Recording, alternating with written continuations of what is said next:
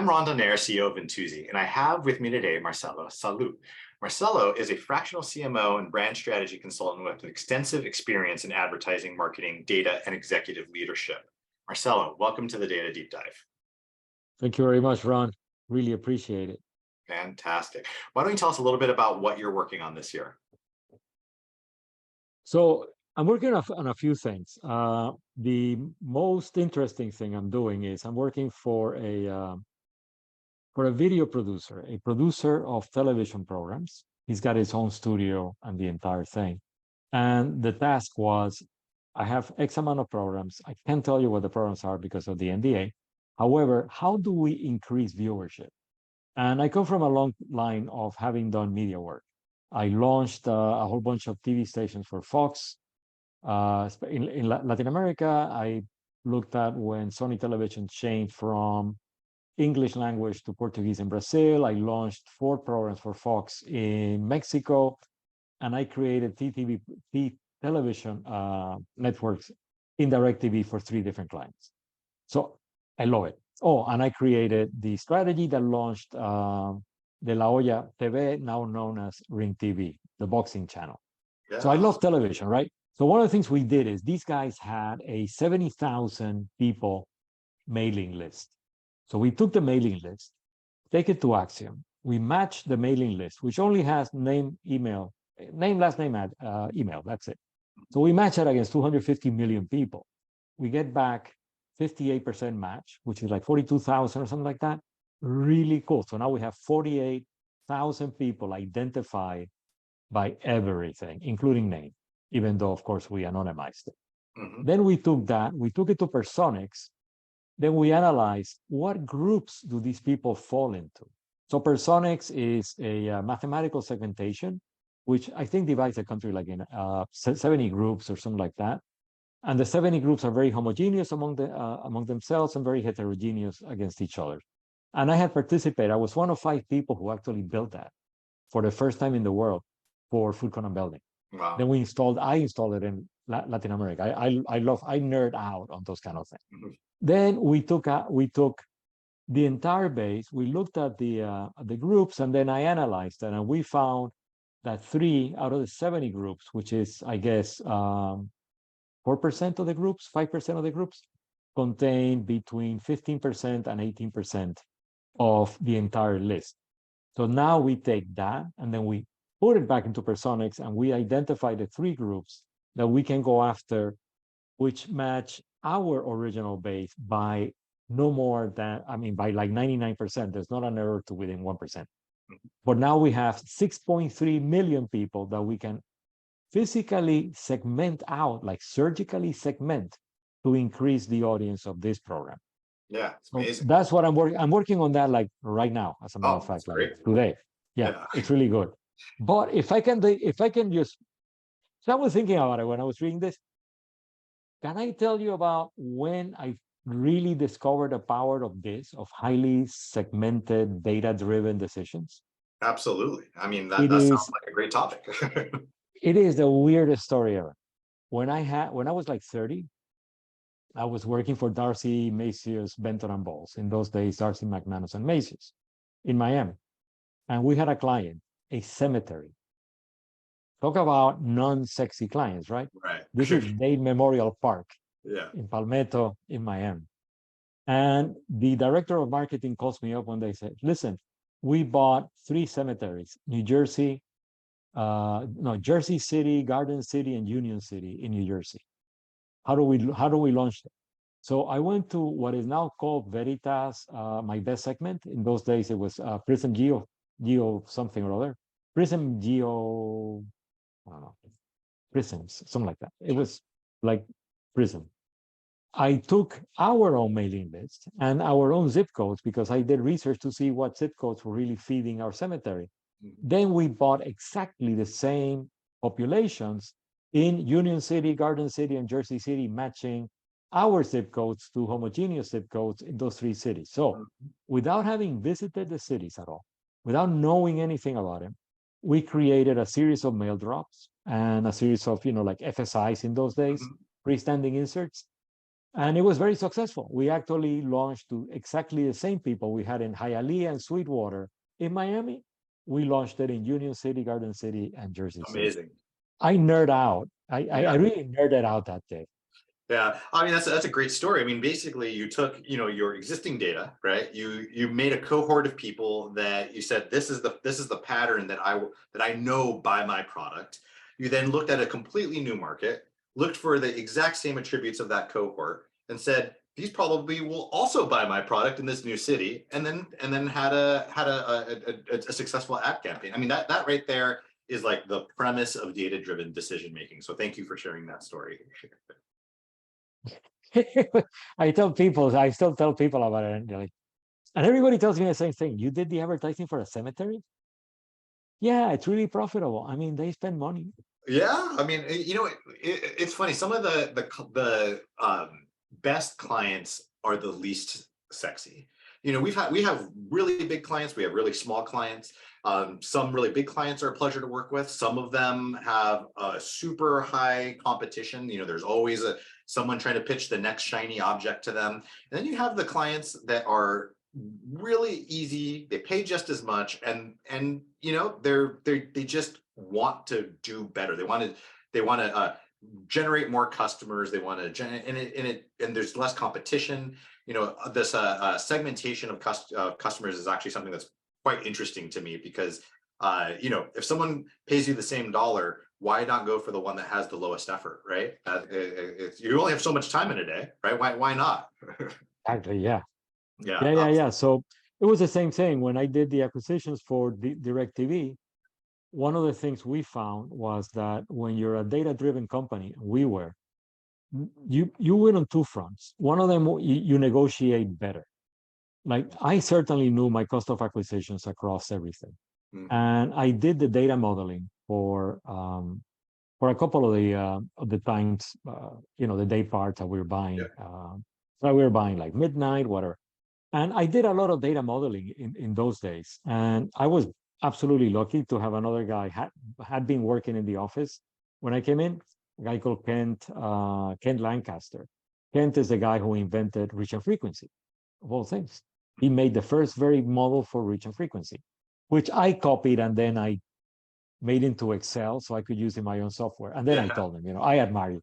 But there's a we saying did about that. imitation and flattery, right? This is perfect for this comment. Yeah. No, Kent is one of those guys that I deeply, deeply admire. I mean, he really created something that didn't exist. So I used a lot of the base. We did a lot of data modeling, and we could go into any media and say, tell you what, we'll pay X amount of dollars, per lead, and then all of a sudden, we do a deal with them.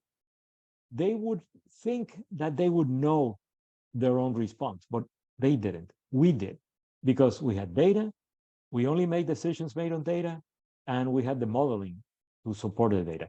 So if I went over to you and said, tell you what, I'll pay you $25 a lead, but I want this and this and this, it is because I knew how many leads you would produce, what my closing ratio would be, what my cost of acquisition would be. And we transformed, and this is documented in, sorry, the phone keeps ringing. I completely forgot to turn it off. We documented this in Ad Age. We took, in those days, 15 to 17 million dollars, and we transformed that into the largest network buying in the Hispanic market and the largest spot buying in the Hispanic market, because having data-driven decisions gave us the upper hand on negotiations, so we could negotiate added value very well. The other part we won was in the creative. We had a great client in DirecTV, great client, Paul Gullardo and John Giselman. They were absolutely great. We would take commercials, we go in, we spend whatever we spend on a commercial, run the commercial, look at the results, and basically in 5 days, we could see whether, as a friend of mine used to say, the juice is worth the squeeze. Yeah. Do we really want to run that commercial? And if the commercial didn't pan out, we would just take the commercial, throw it out, and tell DirecTV, within the context of generating $175 million a year, spending $50,000 more or less on a commercial, it's a nothing thing. Right. So we always did that, and I was just talking to my ex-business partner yesterday about that.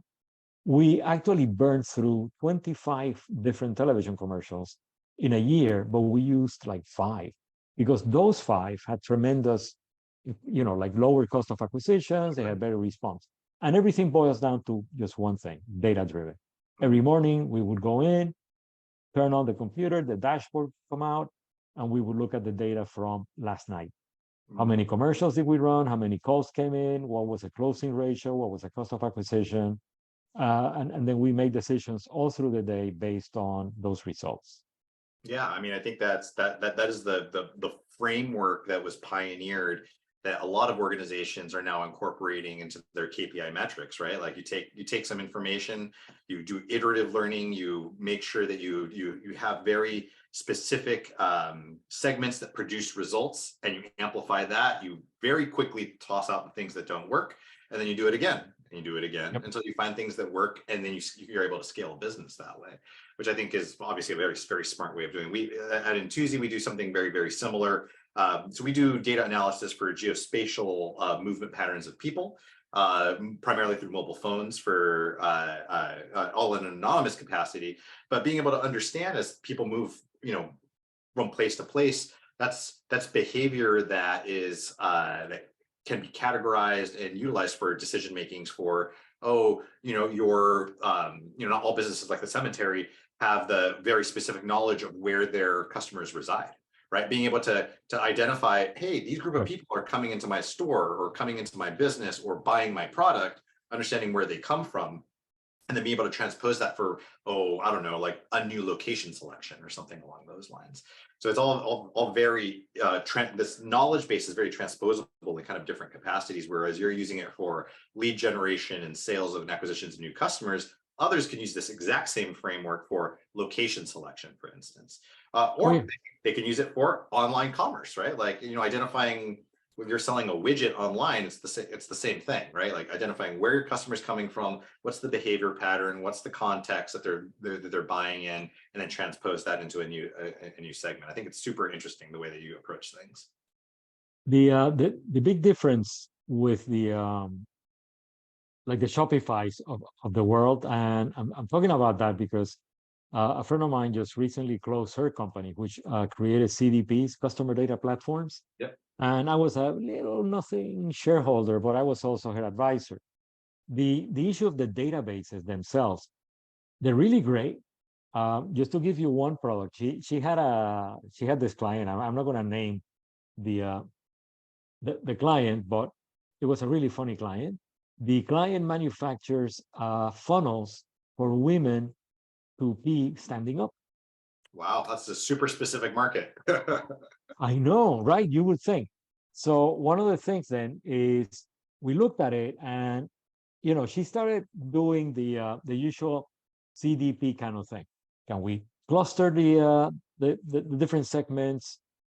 Do segments form? Because one of the things about segments is you cannot force a segment. That we learned that early on when we were doing constellations at Fractional Building. Can't really force it. So do the segments kind of grow organically? And if they do, what do they mean? So one day for that client, we looked at segments, and then one of the segments stood out. They bought more than the rest, like smaller units more often. Mm-hmm. So, she said, so we have this segment, and the segment is, whatever name they gave it, something along the lines of they buy more, they buy less more often. But they didn't know the why. Why are you doing that? So my other company, CEO, that's what we find out. Why are you doing that? And that is essentially the other part of data-driven. That requires first-party data. And I have noticed a lot of people are very afraid of first-party data. They feel very comfortable with third-party data. I want to know the audience. I want to know the ratings. I want to know the reach. I want to know the click-through rates, blah, blah, blah. But then they're afraid of talking to their own customers and getting first-party data. Why are you buying this? What's really driving the decision? Once you know that, then the connection is inevitable, and the connection is very powerful. If I know a large group of people that are buying something, and I know the why, that can be transformed into everything: creative, promotions, new Absolutely. products. So that's the other approach that I have to data driven. I really want to know why. I mean, first party data is like the main currency of your own product. Yes. It's the way that you understand why your customer is your customer and how you get more people like them, right?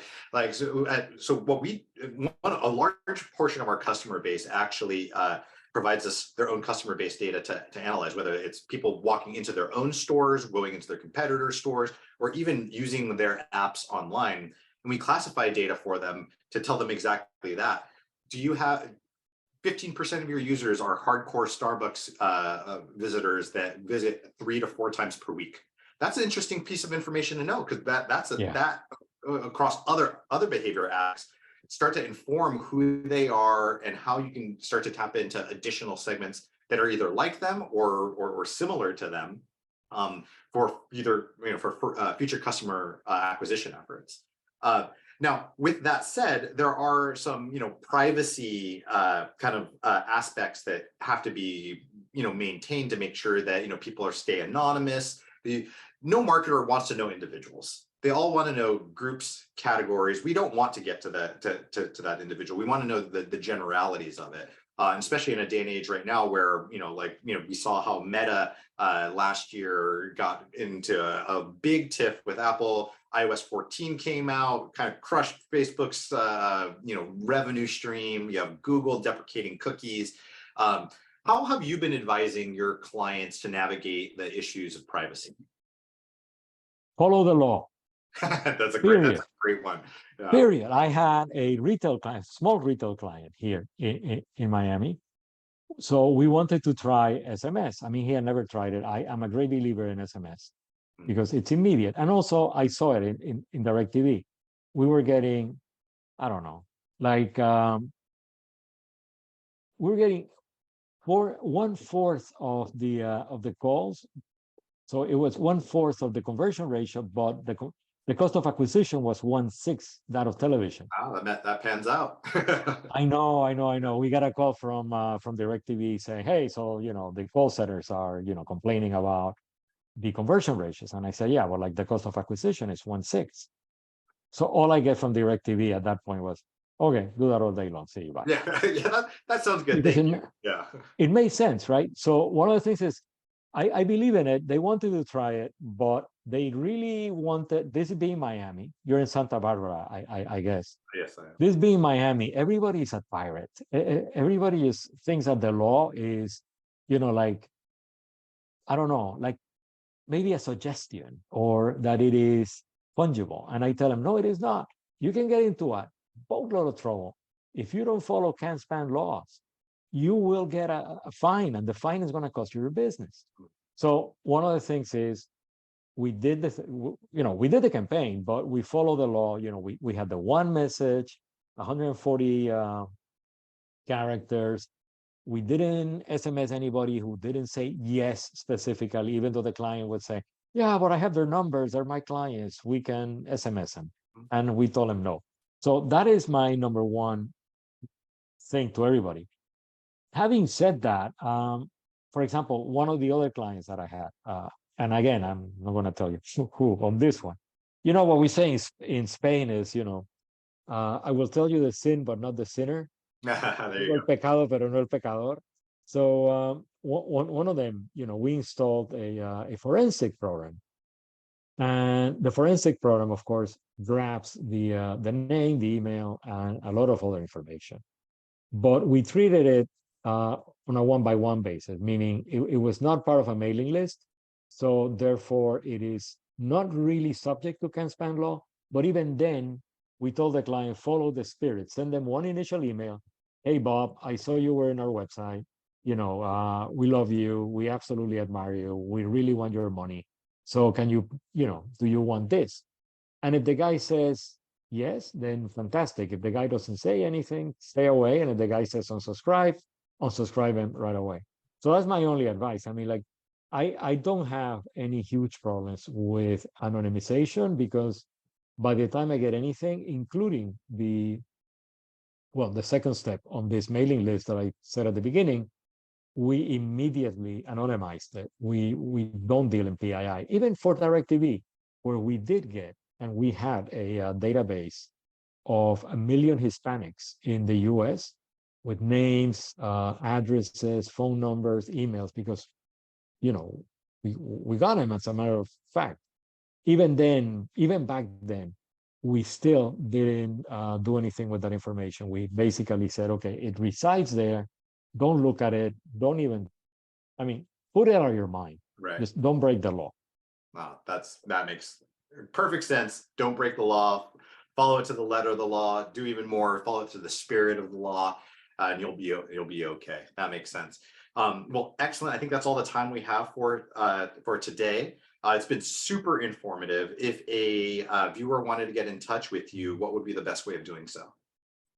SMS. SMS, I'll text. give, yeah, I'll give out my cell phone number. I don't mind. I can block you in 2 seconds. Sure. So There it's you go. it's 305-215-7229. All So it's right. 305-215-7229. If anybody sends me a text I don't like, I just block them. Ah, there you go. All right. Yeah, Well, I'm, thank I'm you not so much shy for about it. Yeah, there you go. Thank you so much for the time today. That's a wrap. Join us again next week for another informative session on Intuizi's The Data Deep Dive. Ron, thank you very much. Have a great day. Thank you. You as well. Bye-bye.